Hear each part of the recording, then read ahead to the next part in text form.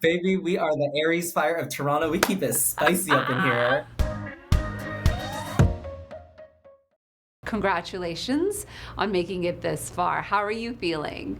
Thank you. I'm feeling like so proud to be here and going through this competition. There were so many ups and downs, and being able to make it all the way to the top four is like the dream. Yes, it is the dream. And I feel like perhaps having your mom be part of the last episode that I just watched, like, would you say that was a huge booster for you as well? For sure. After the Rusical episode, having to lip sync and being in the bottom, I think I was building like a momentum coming out of that because it just like fueled me wanting to work that much harder to be able to make it to the finale. Yeah. And having my mom come in, I don't know, she always knows how to like help me when I'm stressed, as you probably saw on the show. And it just gave me that extra push and that extra motivation to go all the way.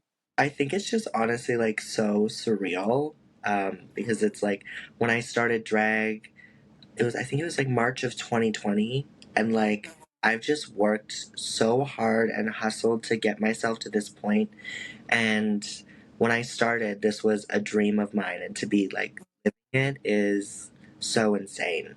And just having the people around me to support me and get me to this point, the cast. You know, it's sometimes hard, like for anybody to like be like, you know what, I'm actually proud of myself, and I think it's important that as artists and as like competitors that we take a moment to like realize just how far we've come, and like that's really what I'm like reveling in this past week is just like looking back on everything that has happened and just being like, no matter what happens, like I played the game, I played it well.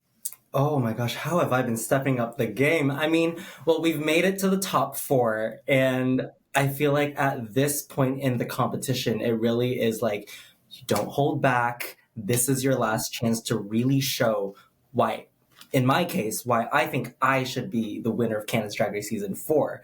So the pressure is on, but I also feel like performance is what I do. It's you know, it's where I come alive. So anytime I get an opportunity to perform and be on stage, I'm gonna give you 110% every single time. You made it very clear that you were a lip sync assassin from the very beginning, and that is something, you know, we've known, and then you see it. My daughter was like, Mommy, I think she's actually singing. And I was like, no, honey, it's lip sync. She's like, no, look closely. She's a pop And I was star. like, she's a real star. She's actually the singer. But you really have that skill right down to the T. Like, how have you been able to really nail that? I think I love a mirror, and I'm able to just really practice and practice. I think when it comes to drag and lip syncing, I have been performing since I was like 10, like growing up as like a competitive dancer, and that just like also really helped me when I first started drag, and it was definitely put me at like an advantage. I love that. And I love that in this last season that I just watched, you know, you get to have your bestie Trinity. And I loved what you said. Like, we all need a Trinity in our life, right? And it's such a blessing when you do have a friend that you can call chosen family.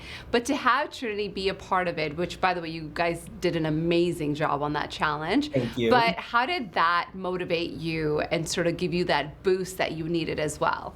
Oh, boost is definitely an understatement. At that point of the competition, we're so deep in it and we're so isolated from our lives or the people that we love to go to for comfort.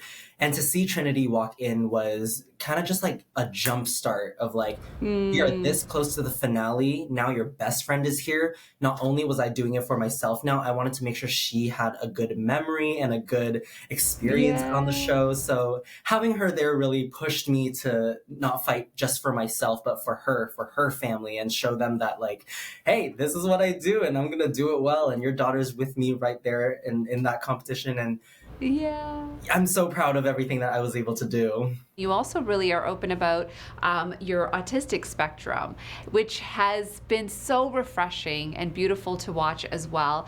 How would you say that superpower that you have has also enabled you to make it this far?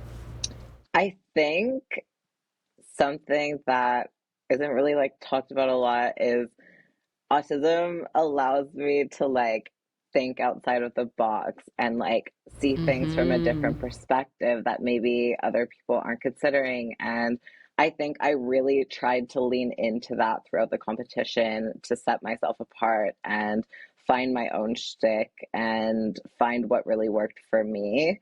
And yeah, I think just having that different angle really helped me. You know who else is super proud of you is your mom. I was in tears watching that whole interaction. It was so beautiful. It was so real and so genuine.